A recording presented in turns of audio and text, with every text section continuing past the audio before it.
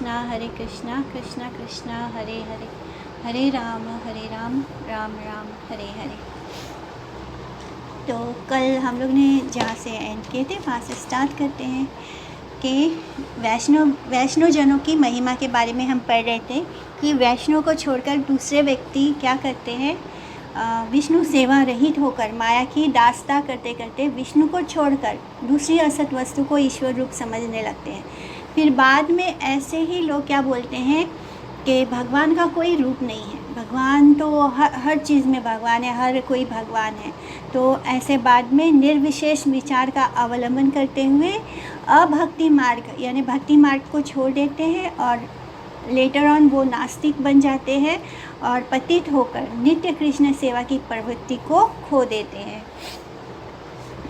इंसान जब मटेरियल चीज़ों के प्रति आसक्त होने लगता है, उसको मटेरियल वर्ल्ड में ज़्यादा आनंद आने लगता है, तब ऐसे ही लोग बोलते हैं कि भगवान का तो कोई रूप नहीं है और फिर वो भगवान की पूजा छोड़ के इस संसार में ही खो जाते हैं।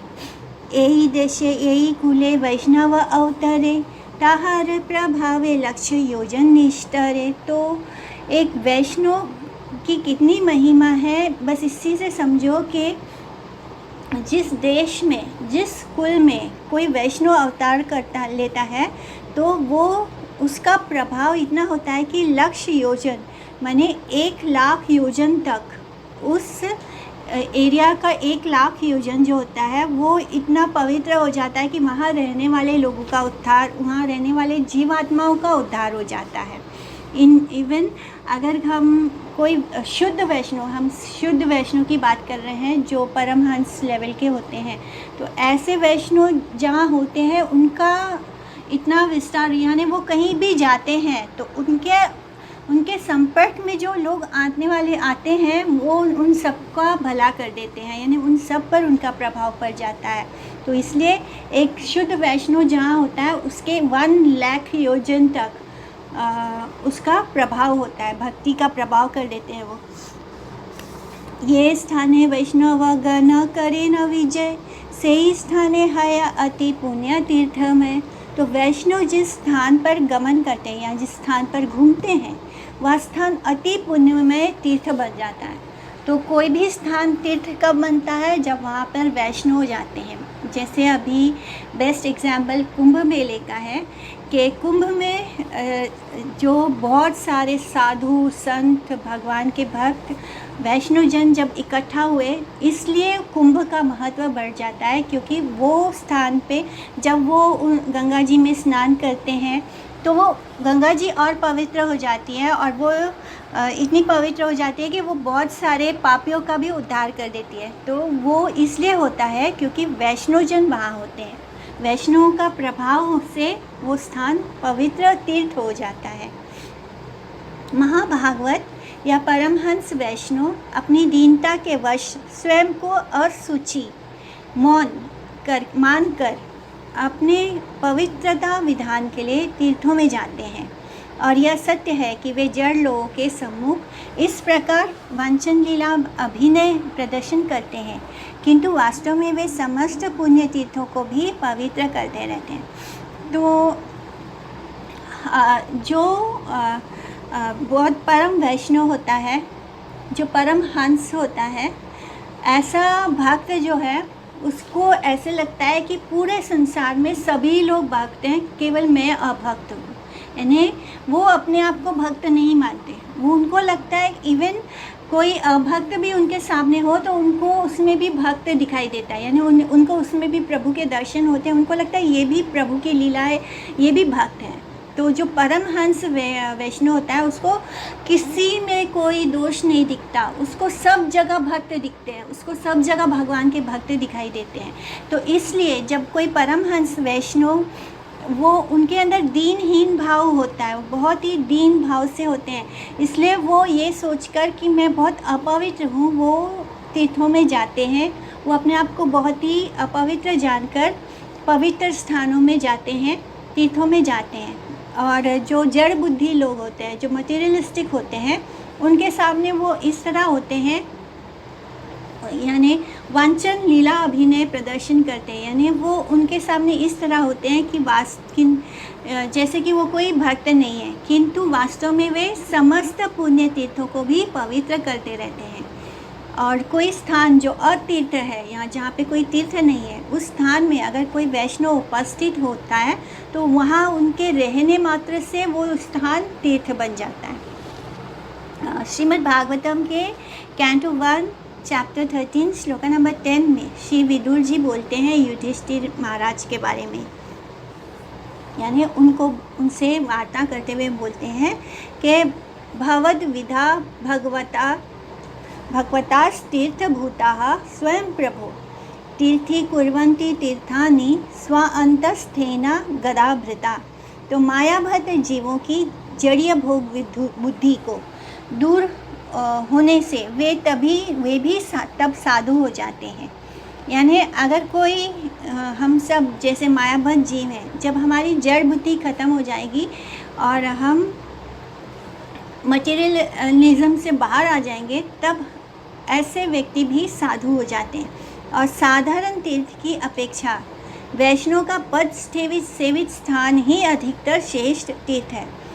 अगर किसी स्थान कोई तीर्थ है, वहाँ पे कोई वैष्णव नहीं है, लेकिन कोई अतीर्थ स्थान है, यानी कोई ऐसा ही साधारण सा स्थान है, लेकिन वहाँ पे उस स्थान पर वैष्णव है, तो हमें वो तीर्थ में नहीं जाना चाहिए, हमें उस जगह जाना चाहिए जहाँ पे वो वैष्णव रहता है, क्योंकि उस वैष्णव के होने से वो स्थान भी अपने आप तीर्थ हो जाता है। और इसलिए श्री विदुर जी बोलते हैं कि जहाँ पर वैष्णव के पदों की सेवा होती है, वो स्थान तीर्थ से भी ज़्यादा श्रेष्ठ है। अतएव सर्वदेश निज भक्त गण अवतीर्ण केला श्री चैतन्य नारायण। इसलिए श्री चैतन्य नारायण ने अपने भक्त वृंद उन सब देशों में अवतीर्ण कराए हैं, यानी जहाँ जहाँ उनको लगा कि भक्ति नहीं है, जो अतीर्थ माने जहाँ पे कोई तीर्थ नहीं है, जहाँ पे कोई गंगा जी नहीं गई है, जहाँ पे उनके भक्त पांडवों ने प्रवेश नहीं किया है, उन सब स्थानों पर उन्होंने अपने भक्तों को अवतीर्ण होने के लिए कहा। नाना स्थाने अवतीर्णा हैला भक्तगण नवद्वीपे आशीषाबार हैला मिलाना नवद्वीपा हैव प्रभुरा अवतार अतएव नवद्वीपे मिलना सभार। तो सभी भक्त विभिन्न स्थानों पर अवतीर्ण होते हैं, और यानी वो प्रकट होते हैं वहाँ पे और अपीयर होते हैं ऐसे अलग अलग स्थानों पर, लेकिन उन सब का मिलन कहाँ होता है? नवद्वीप में आकर। वे सब भक्तवृंद जानते थे कि नवद्वीप में प्रभु का अवतार होगा, इसलिए सबका सम्मिलन नवद्वीप में हुआ। इससे पहले श्री नवद्वीप एक और कैसा हो गया था वो स्थान? प्रेम में विग्रह श्री गौर सुंदर की आविर्भाव भूमि, और दूसरी ओर असंख्य अनलिमिटेड भुवन पावन भगवत लीला परिकर वैष्णव के वहाँ उपस्थित होने से वही नवद्वीप धाम समस्त जगत के मध्य महामहिमामय रूप से विराजमान था। एक और श्री चैतन्य महाप्रभु और दूसरी ओर क्योंकि चैतन्य महाप्रभु ने अवतार लिया, तो वहाँ पर जितने भी समस्त वैष्णव जन थे वो सब उस स्थान पर आ गए नवद्वीप में। तो इससे क्या हो गया, वो पूरे जगत में ऐसे लग रहा था जैसे पूरे जगत के बीच में वो महामहिमा रूप में विराजमान हो गया था, नवद्वीप था। जैसे श्री वृंदावन की अपूर्व प्रेम माधुरी अप्रकाशित रहने से, तो वृंदावन तो पूरी तरह माने गायब ही हो गया था, किसी को पता ही नहीं था कि वृंदावन में सारी लीला स्थली कहाँ है, कौन सी लीला कहाँ हुई है, भगवान ने का कौन सा स्थान है। पूरा वृंदावन जो था वो विलुप्त हो गया था। लेकिन फिर उस जगह की जो प्रेम माधुरी है उसको प्रकाशित करने के लिए श्री गौर हरि के आदेश पर जो हमारे शद गोस्वामी हैं, उन्होंने क्या किया, उनके अनुगत जनों ने श्री वृंदावन में वास किया। भगवान ने उनको आदेश दिया जाकर वृंदावन में वास करने के लिए, और वो जो नित्य लीला है राधा कृष्ण की उसको प्रकाशित करने के लिए। और तब उनके आदेश पर शद गोस्वामियों ने और उनके बाकी के जो अनुगत जन हैं, उन्होंने वृंदावन में वास करके नित्य लीला को प्रकाशित किया था। उसी प्रकार प्रभु के प्राकट्य में श्री नवद्वीप में भी विभिन्न स्थानों में भक्त वृद्ध आकर श्री गौर सुंदर की कीर्तन सेवा लीला में सहायता करते थे। तो इसी तरह उनके जो बाकी के जो भक्त थे, जो बाकी के जो परिकर हैं, वो जब श्री गौर सुंदर की जो कीर्तन सेवा थी, जो उनकी लीला थी, उसमें सहायता करने के लिए उनके पास आ जाते थे। नवद्वीप हेना ग्राम त्रिभुवने नाई, यही अवतीर्णा हैला चैतन्य गोसाई। तो श्री नवद्वीप जैसा ग्राम त्रिभुवन में और नहीं है, जहाँ श्री चैतन्य देव प्रकट हुए हैं।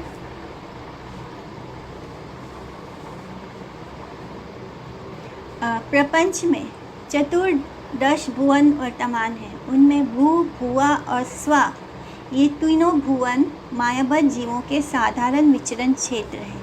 इसी त्रिभुवन में भू, भुआ और स्वा, इस त्रिभुवन में इस पृथ्वी पर जम्बूद्वीप ही श्रेष्ठ है। जम्बूद्वीप में भारतवर्ष श्रेष्ठ है और भारतवर्ष में फिर श्री व्रजमंडल भिन्न श्री गौर मंडल श्रेष्ठ है और उसमें नवखंड पुण्य में 9 वर्ष भिन्न श्री नवद्वीप ही सर्वश्रेष्ठ है। श्री नवद्वीप की तरह सर्वश्रेष्ठ स्थान तीनों लोकों में और नहीं है, क्योंकि अमंदोदया दयानिधि श्री गौर हरि ने इस स्थान पर योग्य योग, पात्र अपात्र विचार रहित होकर देव दुर्लभ भागवत प्रेम अपामर सबको दान किया था। इसलिए श्री नवद्वीप की महिमा जगत में वस्तुतः अतुलनीय या अद्वितीय है। जैसे कि जो चतुर्दश भवन आता है, प्रपंच बोलते हैं, यानी जो मटेरियल वर्ल्ड है, मटेरियल वर्ल्ड में जितने भी जो 14 भुवन हैं, उसमें से जो 4 हैं वो उसमें मायाबद्ध जीव वास करते हैं। तो उन 4 में से जो 3 हैं, भू, भुआ और स्वा, ये इसको हम 3 भुवन बोलते हैं। तो ये जो 3 भुवन है, ये मायाबद्ध जीवों के साधारण विचरण क्षेत्र है। यहाँ पे मतलब माया, जैसे कि हम सब जीवात्मा यहाँ पर रहते हैं, विचरण करते हैं। तो इस त्रिभुवन में, इस पृथ्वी पर जो जम्बूद्वीप है वो श्रेष्ठ है। और जम्बूद्वीप में हमारा जो भारतवर्ष है, जो हमारा भारत देश है, वो एक जम्बूद्वीप यानी उसके आसपास का जो लोकेशन, भारतवर्ष इंक्लूडिंग, वो पूरा लोकेशन को जम्बूद्वीप कहा जाता था। अभी हम जिसको जम्मू बोलते हैं, अभी वो एक छोटा सा लोकेशन हो गया है, लेकिन पहले वो पूरा आइलैंड उसको जम्बूद्वीप कहते थे। उस जम्बूद्वीप में भारतवर्ष श्रेष्ठ है। भारतवर्ष में व्रजमंडल से अभिन्न श्री गौर मंडल श्रेष्ठ है। गौर मंडल को व्रजमंडल के समान ही माना गया, यानी ब्रजभूमि के समान ही माना गया है। तो उस गौर मंडल में 9 खंड यानी नवद्वीप धाम श्रेष्ठ है। और नवद्वीप धाम में नवद्वीप की तरह सर्वश्रेष्ठ स्थान जो है वो तीनों लोकों में कहीं भी नहीं है। और इसलिए नहीं है क्योंकि इस स्थान पर श्री गौर हरि ने हर किसी को भगवत प्रेम बांट दिया। यानी उन्होंने देखा ही नहीं कि ये बंदा इस लायक है या नहीं, इसकी भक्ति इस लायक है या नहीं। यहाँ तक कि वो जगाई मदाई जैसे दुष्ट पापी, जिसने ऐसा कोई काम, बुरा काम नहीं था जो उन दोनों ने नहीं किया था, वो सब करने के बावजूद उनको भी प्रेम दान कर दिया। तो इस तरह गौर हरि ने प्रेम बांटा था सबको। अवतरी वेना प्रभु जानिया विधाता, सकल संपूर्ण करी थुई लेना था। तो विधाता ने ये जान कर कि नवद्वीप में प्रभु अवतार लेंगे, उसको सब प्रकार से समृद्ध कर दिया था। नवद्वीप संपत्ति के वर्णिवारे पारे, एको गंगा घाटे लक्ष्य लोक स्नान करे। तो नवद्वीप की अतुल अनंत संपत्ति का कौन वर्णन कर सकता है, जहाँ गंगा की एक एक घाट पर लाखों लाखों लोग स्नान करते थे। मतलब इतने लोग आकर वहाँ पर स्नान करते थे, और सिर्फ एक घाट नहीं था, बहुत सारे घाट थे गंगा के। नवद्वीप नगर की उस समय की समृद्धि या ऐश्वर्य का कोई भी भाषा द्वारा वर्णन करने में समर्थ नहीं है। इतना ज़्यादा ऐश्वर्य संपन्न था नवद्वीप ग्राम।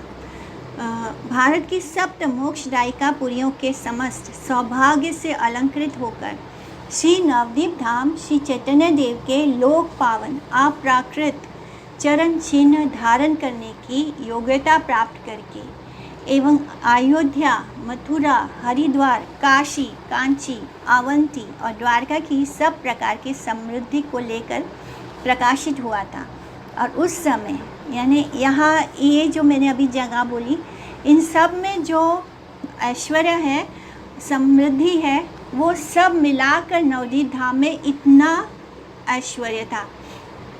और उस समय श्री मायापुर धाम इतने लोगों से परिपूर्ण था कि गंगा के एक एक घाट पर वहाँ के रहने वाले और बाहर से आए हुए अनगिनत लोग स्नान आदि करते थे। त्रिविधा वयसा एक जाति लक्ष लक्ष सरस्वती प्रसादे सबई महादक्ष। तो एक एक जाति में त्रिविधा मने बालक, युवा और वृद्ध, यानी तीनों उम्र के लोग एक एक जाति में वह प्राप्त लाखों लाखों मनुष्य थे जो सरस्वती की कृपा से शास्त्रों में महानिपुण थे। तो इतना ज़्यादा उनको शास्त्रों का ज्ञान था कि चाहे वो बालक हो, चाहे वो युवा हो, चाहे वो वृद्ध हो। इस तरह सरस्वती देवी ने उस स्थान पर हर जीवात्मा पर कृपा की थी। तो वो सभी के सभी शास्त्र पारदर्शी थे। सभी महा अध्यापक करी गर्व धरे, बालके भट्टाचार्य सने कक्षा करे।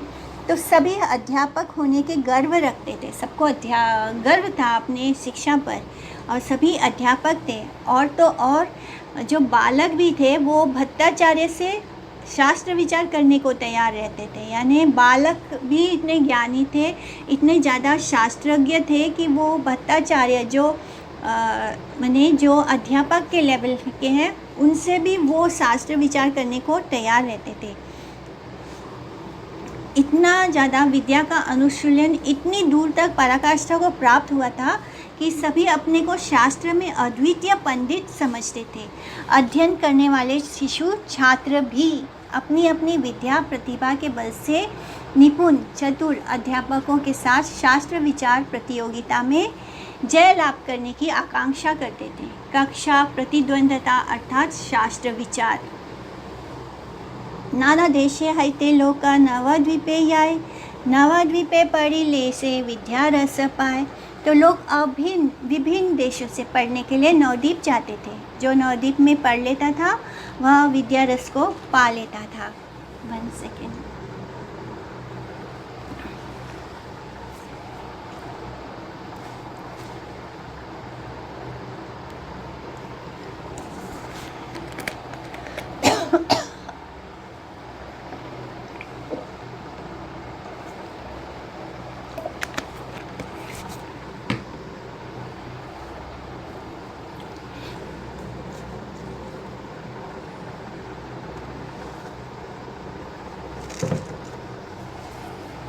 तो इस तरह नवद्वीप धाम में बहुत दूर दूर से लोग आते थे विद्या अर्जित करने के लिए। अतएव पदु यारा नाही समुच्चय, लक्ष्य कोटि अध्यापक नाही का निश्चय। इसी कारण से छात्रों की संख्या भी अनगिनत थी, अध्यापक ही लाखों लाखों थे।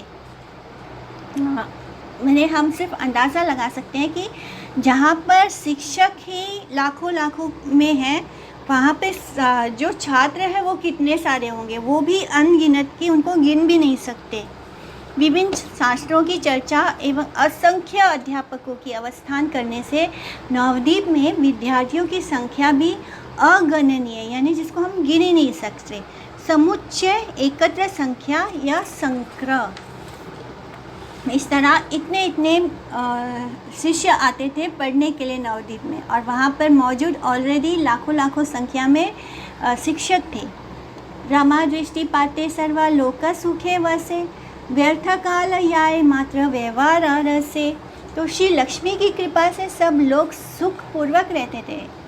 पहले तो सरस्वती की कृपा इतनी थी, उसके बाद श्रीमती लक्ष्मी देवी की भी बहुत अपार कृपा थी। उस स्थान पर लोग बहुत ही सुखपूर्वक रहते थे, परंतु उनका समय केवल व्यवहार रस अथवा विषय रस में व्यतीत होता था। इस तरह ज्ञान भी बहुत ज़्यादा था, संपत्ति भी बहुत ज़्यादा थी, लेकिन उसका इस्तेमाल भक्ति के लिए नहीं हो रहा था, उसका इस्तेमाल व्यवहार रस में हो रहा था। लक्ष्मी देवी के अनुग्रह से ऐश्वर्यपूर्ण नवद्वीप में सब लोगों के सुख का स्थान होने पर भी जड़ीय सुख में उन्मत्त जन अक्षस ज्ञान संवर्धन के लिए इंद्रिया तर्पण युक्त विचार से ग्राम्य व्यवहार रस में निपुणता लाभ करके समय का वृथा नाश करते थे। उनके पास बहुत ज्ञान था, तो वो ज्ञान क्या करते थे, एक दूसरे के साथ अपने तर्क वितर्क में वेस्ट करते थे। जो धन था उसको एक दूसरे में ऐश्वर्य दिखाने के लिए कंपटीशन सा था, वो जो धन था उसका भी इस्तेमाल भक्ति में नहीं हो रहा था। यहाँ पर त्रिदंडी स्वामी प्रबोधानंद सरस्वती पाद अपने रचित श्री चैतन्य चंद्रामृत के 113वां श्लोक में श्रीमन महाप्रभु के उदय और प्रचार काल में कृष्ण विमुखिनी जड़ विद्या और जड़ तपस्याभिमान में मत विषयी लोगों की चित्त वृत्ति का इस प्रकार से वर्णन कर रहे हैं। जो स्त्री पुत्र आदि की चर्चा में सारे विषय रुचि विशिष्ट थे, यानी मेरा पुत्र, मेरा घर, मेरा परिवार, तो ऐसे तो लोग हम आज भी देखते हैं बहुत ज़्यादा। जैसे ही हमारे पास धन संपदा बढ़ती है तो हम अपने आप में ही खो जाते हैं। तो यही हाल था नवद्वीप धाम में भी। लक्ष्मी जी की बहुत अपार कृपा थी, लोग बहुत ज्ञानी भी थे, यानी बहुत ज़्यादा शास्त्रों के ज्ञाता थे। तो उनका समय कैसे जाता था, अपनी स्त्री, अपनी वाइफ, अपने बच्चों की चर्चा करते रहते थे। अपने उनको क्या पसंद है, क्या नापसंद है, इस पर वो बातें करते थे। फिर जो उन्होंने शास्त्र पढ़ा है तो सांख्य, न्याय और वैशेषिक, जिसको हम ज्ञान की कैटेगरी में तो रखते हैं, लेकिन वो भक्ति की कैटेगरी में नहीं आता है। तो ज्ञानी तो बहुत थे लोग। और हेतुवाद युग दर्शन में आकृष्ट, पंडित शास्त्र वार्तालाप, यानी बैठ के एक दूसरे से उसी पर चर्चा करना, अर्थात वादानुवाद, वाद विवाद करना, प्रजल्प में व्यस्त रहते थे। तो वो बात करते थे जिससे हम कृष्ण के से बारे में नहीं बात करते, तो उसको क्या बोलते हैं, प्रजल्प। तो ये पूरे संसार की हर चीज़ में व्यस्त थे। पातंजल दर्शन में आकृष्ट योगी वायु निरोध रेचक पूरक और कुंभकादि में प्रमत्त थे। तो जो योगी थे तो वो भी जो पातंजलि यानी जो मेडिसिन्स में थे, मेडिसिन्स के बारे में वो करते थे, और पातंजलि योगी जो हेल्थ के लिए, मैंने उनका सारा ध्यान उसी में था, भक्ति में नहीं था। सब तपस्वी जो अनेक कष्ट साध्य और वैराग्य साधन में व्यस्त थे और जीवन मुक्ताभिमानी ज्ञानी निर्विशेष वेदांत मत के विचार में उन्मत्त थे। तो उन सब उन्मत्त थे, यानी उन सबको अपने आप पर गर्व था, यानी इसको दंभ बोल सकते हैं कि उन सबको अपने धन संपदा का, अपने ज्ञान का, अपनी सुंदरता का सबको अंदर बहुत ज़्यादा अभिमान था। कृष्ण राम भक्ति शून्य सकल संसार, प्रथम कलिते हैला भविष्य आचार। तो सारा संसार कृष्ण राम की भक्ति से शून्य था। यहाँ तक कि कलयुग के मध्य और अंत में होने वाला अनाचार प्रथम कली में ही फैल गया था। तो अभी तो सिर्फ कलयुग की शुरुआत हुई थी उस समय, लेकिन जो कलयुग का हाल कलयुग के अंत में होता है, जब कलयुग ख़त्म लास्ट स्टेज में होता है, तब लोग पूरी तरह भगवत विमुख हो जाते हैं, यानी भगवान से तो बहुत ही दूर हो जाते हैं। तो ऐसा हाल कलयुग के स्टार्टिंग में ही हो गया था। तो यहाँ पे मेंशन है कि कली के शेष भाग में, जब कलयुग अंत होने वाला होता है, लास्ट स्टेज में होता है, तब सब प्रकार की असद व्यवहार रूप भगवत विमुक्ता के संपूर्ण जगत में प्राधान्यता प्राप्त करने से सर्व जीव मात्र एकमात्र धर्म या कर्तव्य भगवान बलराम और कृष्ण की सेवा से वंचित थे। यानी जब अभी जो हम देख रहे हैं कलयुग, इसके बाद जो और कलयुग आएगा तो भगवान का नाम लेने वाला भी कोई नहीं बचेगा। अभी हम लोग बहुत कुछ देख रहे हैं, बहुत पतन देख रहे हैं। अभी हमने देखा था कि कैसे एक लेडी ने अपने लवर के साथ मिलके अपने पति के ही टुकड़े कर दिए। तो अभी इससे और घोर कलयुग आएगा। इसलिए कलयुग में भगवान ने बहुत सिंपल साधन दिया है भक्ति का। कुछ मत करो, बस हरि नाम करो। तो वो भी करना डिफ़िकल्ट हो रहा है। धर्म कर्म लोक सबे एई मात्र जाने, मंगल चंदीर गीते करे जागरणे। दंभ करी विष हरि पूजे को न जाने, पुतलिया करे के हो दिया बहु धना। तो सभी लोग इसी प्रकार इसी को धर्म एवं कर्म जानते थे कि मंगल चंडी के गीत गाते हुए रात्रि जागरण करो। तो जो देवी चंडी है उनको रात भर जागराता करते थे, उनके गीत गाते थे। कोई मनुष्य दंभ पूर्वक मनसा देवी की पूजा करते थे और कोई बहुत सा धन लगाकर उसकी मूर्ति, पुतली यानी मूर्ति बनवाते थे। यानी सारा धन कहाँ वेस्ट हो रहा था, लेकिन देवी देवताओं को मान रहे थे। ऐसे ऐसे देवी देवता जिनको अभी हम जानते भी नहीं हैं, तो वो उनमें धन इन्वेस्ट कर रहे थे। उनको लगता था यही भक्ति है और ये जो कर्म कांड है इसमें ही वो बिजी थे। उस समय जड़ विद्या इतनी ज़्यादा प्रबल हो गई थी कि हरि सेवा विहीन विचार को ही पांडित्य कहकर लोगों को भ्रम होता था। यानी बिना कृष्ण को जब हम बहुत ज़्यादा धन अर्जित करने लगते हैं, हमारे पास लक्ष्मी की कोई कमी नहीं होती है, तब हमें क्या फील होता है कि ये हमने कमाया है, ये हमने मेहनत करके कमाया है। ये तो हमें अपने आप पर गर्व होता है, अपने आप पर घमंड होता है। तो हम ये किसी भी चीज़ में भगवान के दर्शन नहीं कर पाते हैं।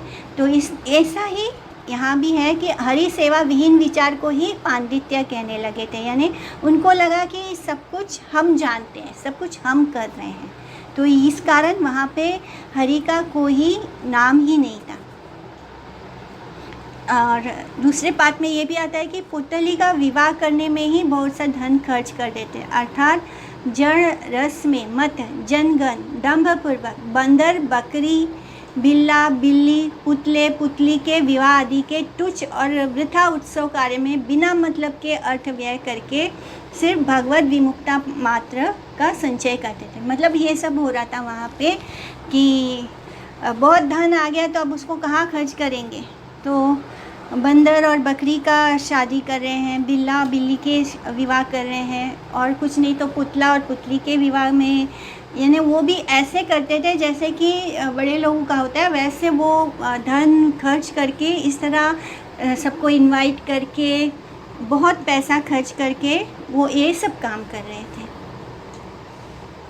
धर्म नष्ट करे पुत्र कन्या रवि भाया, यही मत जग तेरा व्यर्थ काल आया। तो कुछ लोग पुत्र एवं कन्या के विवाह में धन नष्ट कर देते थे। इसी प्रकार जगत के सभी लोगों का समय व्यर्थ चला जाता था। कुछ लोग फिर संसार के धर्म को ही परमार्थ समझकर अपने पुत्र कन्या के विवाह उत्सव आदि में बहुत सा धन खर्च करते हुए हरि विमुख जगत का आनंद वर्धन करते थे। वे समझते थे कि विषयों के पुत्र कन्या का विवाह भगवान की उपासना की अपेक्षा अनेक गुण प्रिय और श्रेष्ठ है, किंतु वास्तव में इन सब अनात्म चेष्टाओं में उनका समय ही व्यर्थ हो रहा था और कुछ अर्जित नहीं हो रहा था। ना सुकृति मिल रही थी, ना भगवान की तरफ जाने का कोई रास्ता था। बस बेकार में उनका समय और धन व्यर्थ हो रहा था। एवा भट्टाचार्य चक्रवर्ती मिश्र सभा, ताहा राव न जाने सभा ग्रंथ अनुभवा। तो जो भट्टाचार्य, चक्रवर्ती एवं मिश्र उपाधारी थे, यानी जिनका जो अपने सरनेम में भट्टाचार्य, चक्रवर्ती और मिश्रा लगाते थे, वे भी ग्रंथ का अनुभव नहीं जानते थे। तो ये जो सरनेम है, अभी जो सरनेम की तरह यूज़ होता है, तो ये एक उपाधि होती थी कि उन्होंने इतना शास्त्र पढ़ा है या इतने ज्ञानी लोग हैं। तो ऐसे लोग भी वे भी ग्रंथ का अनुभव नहीं जानते थे। ग्रंथ पढ़ना एक चीज़ होता है और ग्रंथ के अंदर का जो सार है, जो एक्चुअल में ग्रंथ किस वजह से उस ग्रंथ को लिखा गया, उसको समझना एक अलग चीज़ होता है। तो ये दो चीज़ें होती हैं। वहाँ पे लोगों को ग्रंथ तो पूरा पढ़ा था, ज्ञान पूरा भरपूर था, लेकिन उसका कोई इस्तेमाल सही से नहीं हो रहा था। मैंने उसमें क्या लिखा है, एक्चुअली में उसका क्या लक्ष्य है, वो नहीं जानते थे। शास्त्र पढ़ाय सबे यही कर्म करे, श्रोतार सहित यमा पाशे डूबी मरे। तो शास्त्र का अध्ययन कराकर एक एवं शास्त्र अध्ययन करके अध्यापक और विद्यार्थी दोनों ही ऐसा कर्म करते थे जिससे वे यम पाश में बंध कर मरते थे। तो वो लोग जो काम कर रहे थे वो शास्त्र भी पढ़ रहे थे, लेकिन वो शास्त्र कैसा था, वो सिर्फ ऊपरी शास्त्रों को दो तरीके से पढ़ सकते हैं। एक तो होता है उसके अंदर का जो रियल मीनिंग, जो सही जो भक्त हो उससे जान सकते हैं, और एक होता है जिन्होंने सब कुछ पढ़ा है, जिनको सब मालूम है कौन से पन्ने पे क्या लिखा है, कौन से नंबर पे कौन सा श्लोक आता है, बहुत अच्छे से जानते हैं, लेकिन वो सिर्फ जानते हैं, वो है क्यों, उसका रियल मीनिंग क्या है वो नहीं जानते। तो ऐसा करने से वो क्या कर रहे थे, वो ऐसा कर्म कर रहे थे जिससे कि यम पाश में बंध रहे थे, यानी मरने के बाद वो यमलोक जाने की तैयारी कर रहे थे। ना भक्त, जिनकी जीवा भगवान के गुणों और नामों का उच्चारण नहीं करती, जिनका चित्त उनके चरणारविंद का चिंतन नहीं करता है, और जिनका सिर एक बार भी भगवान श्री कृष्ण के चरणों में नहीं झुकता है, उन भगवत सेवा विमुख पापियों को ही मेरे पास लाया करो। तो ऐसा भगवान विष्णु ने कहा था। नहीं, ये बात श्री यमराज जी ने कहा था, अपने यमदूतों को अजामिल की कथा में बोला था। तो ऐसे ही लोगों का वास हो रहा था नवदीप धाम में।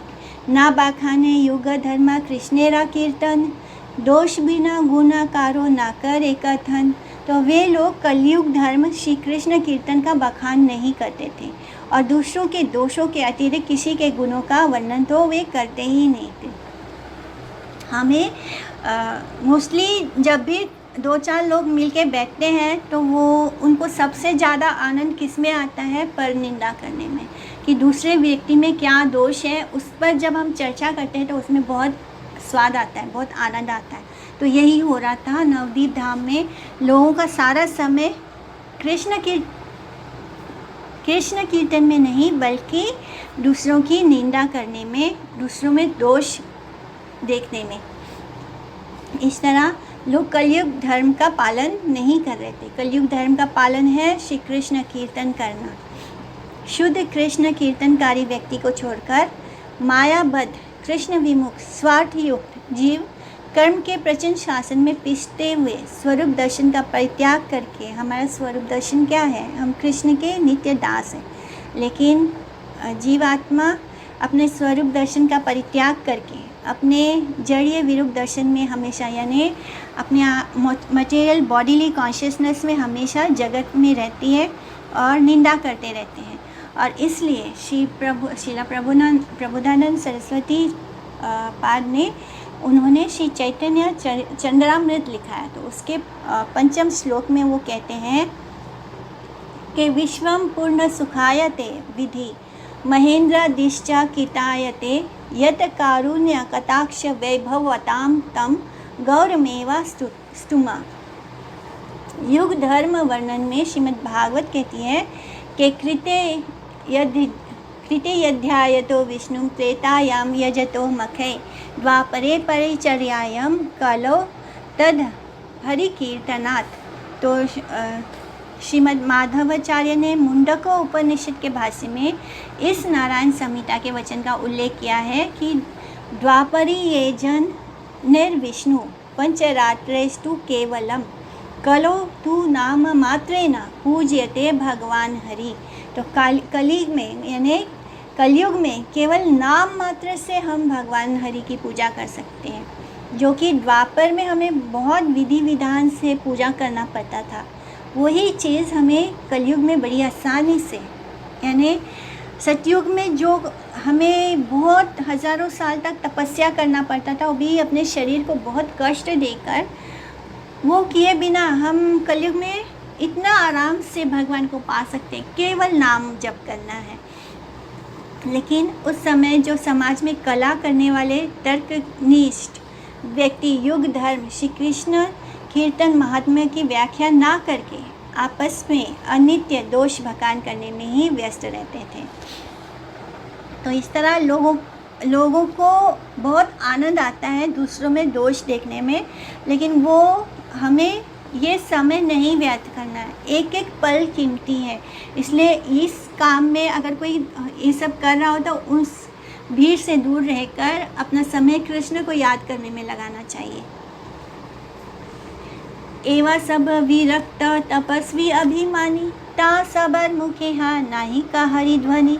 तो जो लोग विरक्त हैं, जो वैरागी हैं, जो तपस्वी होने का जिनको अभिमान है, उनके मुख से भी हरि नाम नहीं निकलता था। मैंने कैसी दशा होगी उस सोसाइटी की कि वहाँ पे भरपूर पैसा है, लोगों को शास्त्रों का बहुत अच्छा अध्ययन करके, और इतने लोग हैं वहाँ पर, और वो सारा धन कहाँ व्यय कर रहे हैं। लेकिन इनफैक्ट जिनके पास पैसा था वो तो ठीक है, जो विरक्त हैं, जो तपस्वी हैं, उनको अपने तपस्वी होने का अभिमान था। जो विरक्त थे उनको अपने विरक्त होने का अभिमान था। लेकिन ऐसे लोगों के मुख से तो हरि नाम निकलना चाहिए, पर उनके मुख से भी हरि नाम नहीं निकलता था। विरक्त जड़ के रूप से रस, गंध, शब्द और स्पर्श एवं इन पंचानुभूति का मिश्र भाव जीव के इंद्रिय तर्पण में समय समय पर बाधा देता है। तो जो लोग इससे पृथक या मुक्त होने की चेष्टा और इच्छा करते हैं, वे ही विरक्त हैं। तो विरक्त कैसे होते थे? यानी सब कुछ माया है तो सब चीज़ का त्याग कर दो। तो इस तरह उन्हें अपनी इंद्रियों को वो यानी तर्पण कर रहे हैं समय समय पर, यानी इंद्रिया हमें अपनी ओर खींचती है। तो वो कैसे, हम जो कृष्ण भक्त हैं वो हर चीज़ को, माया को भी कृष्ण की भक्ति में लगा देते हैं। लेकिन ये जो विरक्त हैं, ये हर चीज़ को कि ये मैंने माया है, माया बोल के हर चीज़ का त्याग करते हैं, लेकिन फिर भी उनका मन उनके कंट्रोल में नहीं आता है। तपस्वी त्रिताप द्वारा समय समय पर क्लेश पाया जाता है, इसलिए उस प्रकार की विपत्ति से उद्धार प्राप्ति की समर्था प्राप्त के उद्देश्य से जो चेष्टा करते हैं, वे ही व्रती या तपस्वी हैं। और यद्यपि यानी तपस्वी अपने तप करते हैं तो उससे उनको क्लेश भी प्राप्त होता है, फिर भी वो उसको अपनी चेष्टा से व्रत लेकर उसको पूरा करते हैं। तो ये सब करने से क्या होता है, उनके अंदर अभिमान आ जाता है, अपने आप को वो दूसरों से श्रेष्ठ समझने लगते हैं। तो लेकिन असली तपस्या क्या है? असली तपस्या और वैराग्य है कि हम भगवान के नाम उच्चारण करने वाले सब भक्तों की ही गौण भाव से नित्य संपत्ति है। जो तपस्या है वो वही करते हैं एक्चुअली में। बाकी सब तपस्या जो श्री नाम भजन परित्याग करते हैं, यानी जो नाम भजन नहीं करते हैं, स्वतंत्र बिना नाम भजन के अपने ही मर्जी से, अपनी इच्छा से वैराग और तपस्या की कल्पना करते हैं, उनकी सारी चेष्टाएं ही व्यर्थ जाती हैं।